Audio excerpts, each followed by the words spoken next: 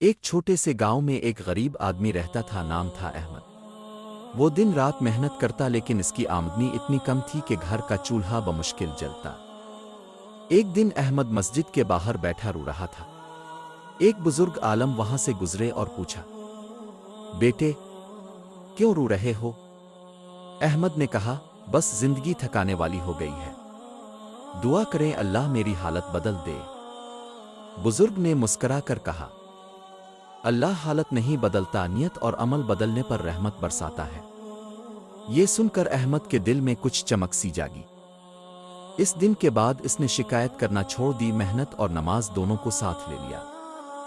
کچھ مہینوں بعد وہی احمد لوگوں کی مدد کرنے لگا، مسجد کی صفائی کرتا، غریبوں کو کھانا دیتا، اور سب کہنے لگے، یہ احمد نہیں، یہ اللہ کا بندہ ہے جو دوسروں کے لیے جیتا ہے۔